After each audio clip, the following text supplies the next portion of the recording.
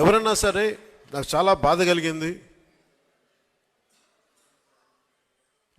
ఎలక్షన్లు అయిన వెంటనే ముందు కూల్చివేతలతో మొదలైతే అమరావతి రైతాంగం మీద, రైతుల మీద దాడి జరిగినప్పుడు నాకు ఒక్కొక్కళ్ళు మా జనసేన పార్టీ ఆఫీస్కి వచ్చి వాళ్ళ దెబ్బలు చూపిస్తూ ఉంటే గుండె కరిగిపోయింది, గుండె చెదిరిపోయింది ఆ బాధకి. ఆడపడుచుల మీద ఎన్ని రకాలుగా అగాయిత్యాలు చేసి పోలీసులు హై హ్యాండెడ్ బిహేవియర్ చాలా బాధ కలిగించింది. ఈరోజు మన ఎన్నికలు వచ్చేసి మనం ధైర్యంగా ఉన్నాం, కానీ మీరు ఊహించుకోండి 2019 నుంచి ఈ రోజు దాకా ఒక సుదీర్ఘమైన కాలం. అది అసలు కాలం తెములుద్దా అనిపించేది. వీరి దాష్టీకానికి అసలు మనం తట్టుకోగలమా అనిపించేది.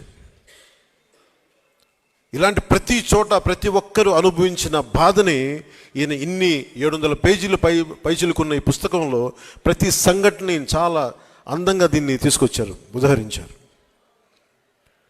ఈ పుస్తకం భారతదేశానికే, ముఖ్యంగా ప్రతి పాలకులకు కూడా ఒక హెచ్చరిక లాంటిది. భవిష్యత్తులో మనం ఎలా ఉండకూడదని చెప్పడమే ఈ పుస్తకం తెలియజేస్తూ ఉంది. ఒక నిజమైన జర్నలిస్ట్, ప్రజాక్షేమాన్ని, ప్రజాస్వామ్యాన్ని ఆకాంక్షించే జర్నలిస్ట్ రాస్తే అది ఎంత బలంగా ఉంటుందో ఈ పుస్తకం చాలా అద్భుతంగా తెలియజేస్తుంది. ఇలాంటి పుస్తకం ఆలపాటి సురేష్ కుమార్ గారికి కూడా ఇది భవిష్యత్తులో దీన్ని ఒక టచ్ స్టోన్, ఒక గీట్రాయిలా తీసుకుంటారు. ప్రతి జనసేన అయితే ఖచ్చితంగా తీసుకుంటుంది. జనసేన తరపున మాటిస్తూ ఉన్నాను. ప్రజలకు ఎలాంటి ఇబ్బంది కలగకుండా ప్రజాక్షేమాన్ని కాంక్షించే ఒక వ్యవస్థలో భాగస్వామ్యం తీసుకొని ప్రజాస్వామ్యాన్ని బలోపేతం చేస్తామని మనస్ఫూర్తిగా మీ అందరికీ తెలియజేసుకుంటూ, నాకు ఇలాంటి అవకాశాన్ని ఇచ్చిన ఆలపాటి సురేష్ కుమార్ గారికి, అలాగే సభాధ్యక్షులు శ్రీ పివి రామారావు గారికి, ఆర్వి రామారావు గారికి ఒకే ఒక మాట చెప్పి కొన్ని 2 వాక్యాలు చెప్పి ముగిస్తాను. ముఖ్యమంత్రి జగన్ గారు మాట్లాడుతూ ఈరోజు కూడా నా దృష్టికి వచ్చింది, 33,000 మంది ఆడపిల్లలు వైసీపీ వాలంటీర్ల వల్లే అదృశ్యం అయిపోయారని నేను అన్నానంట. వారికి వివరణ ఇస్తున్నాను.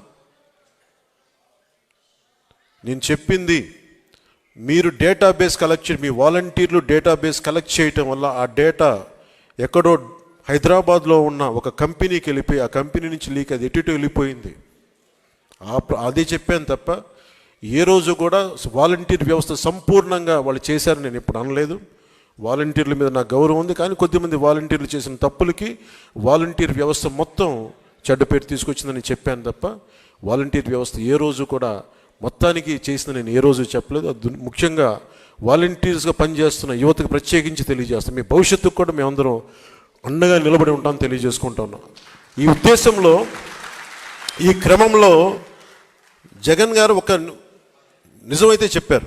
33,000 మంది ఆడపిల్లలు ఆంధ్రప్రదేశ్ నుంచి అదృశ్యమైతే ఆయన అయితే చెప్పారు. ముందు నేను చెప్పినప్పుడు ఎవరు నమ్మలేదు. కేంద్ర హోంశాఖ సహాయ మంత్రి చెప్పిన తర్వాత ఇది బయటకు వచ్చింది, అప్పుడు అందరూ నమ్మారు.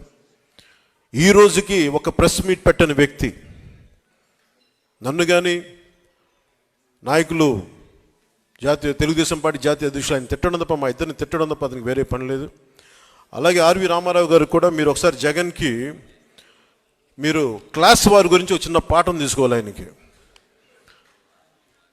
ఇన్ని ఇసుక రీచ్లు ఉంటే అనేక సర్పంచ్లు కానీ ఎంపీటీసీలు కానీ ప్రతి మండల స్థాయి వ్యక్తులు చాలామందికి ఉపయోగపడే ఒక ఇసుక రీచ్ల్ని ఆయన ఒక కంపెనీకి దారాదత్తం చేసిన వ్యక్తి.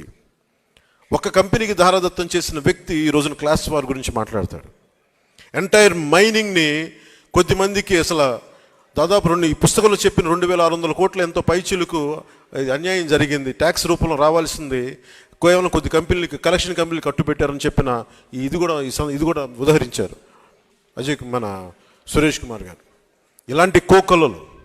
సో క్లాస్ వార్ గురించి ముఖ్యమంత్రి జగన్కి చాలా బలమైన పాఠం భవిష్యత్తులో తీసుకుంటాం. జగన్ మర్చిపోకు. ఏ అమరావతినైతే, ఏ ప్రజలనైతే, ఏ ఆంధ్రప్రదేశ్ ప్రజలనైతే మీరు హింసించారో, ఏ ప్రజలనైతే మీరు విధ్వంసానికి గురి చేశారో, జీవితాలని చిన్న భిన్నం చేశారో గుర్తుపెట్టుకోండి జగన్. భవిష్యత్తుని మిమ్మల్ని కాలర్ రాస్తాం, గుర్తుపెట్టుకోండి. జై జనసేన, జై హింద్.